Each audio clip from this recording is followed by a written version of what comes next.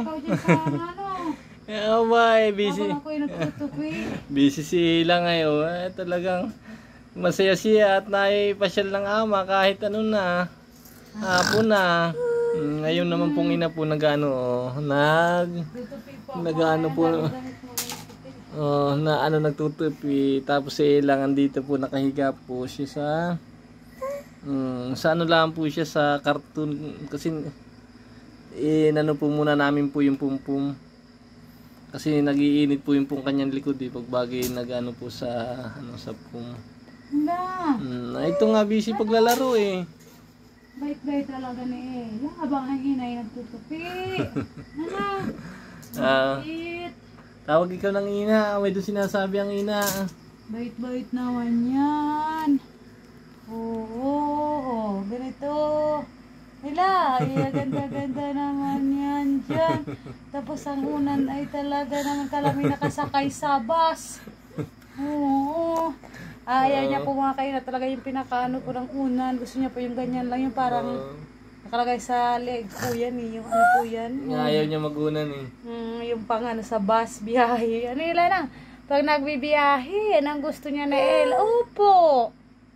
Ha? Masaya, sila at nag-ano sa akin kanina. Larong-laro po siya mga kaina ngayon. Pinasyal ko kanina yan Opo. Ayan nga po mga kaina, pag yan ay masaya sa Ella mga kaina. Hindi po yan nag-ano kahit marami akong gawain. Tapos ang gagawin ko po yan mga kaina kahit ano po yung ako ng mga gawa ko. Siya po ay naglalaro lang.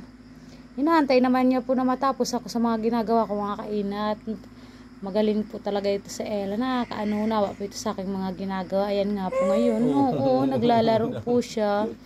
Ano? Mabait na bata yung silang kahit hindi man talaga Ganda-ganda naman yan pag nakangiti Oo, tapos yan po ang ngipin po niyan ay inaalagaan ko po talaga. Kasi yan na po yung permanent na ngipin niya po mga kaina. Permanent teeth niya po. Kaya kailangan ay malinis palagi. Ano? Ano bebe? Ang ganda-ganda ng school. Ba't tinatawanan mo ang ina? Daming ginagawa ng ina. Nagtinda. Oo. Ngitian mo lang, anak. Alam niyo po mga kaina, pag nakikita po natin ang ating mga anak talaga pag nginitian lang tayo, kahit anong pagod ay nawawala po talaga. Tapos ganyan yung makikita mo. Tapos yung hindi po yung pagdating mo ng bahay ay kikita mo ay smilean ka kahit wala ka po, hindi mo pa po kinakausap. Ngiti na po kaagad ang sasalubong. Ay talaga masaya. Nila pero pagka minsan nag-ano din yan. Iyan po pag yan po ay hindi po, wala po ito sa mood mga kaina. Alam nyo po minsan talagang ang mga kamay nito paminsan-minsan ay mabigat din pag natama po sa amin. Opo, apa naman ito si Ina, kinakwento ang Ella.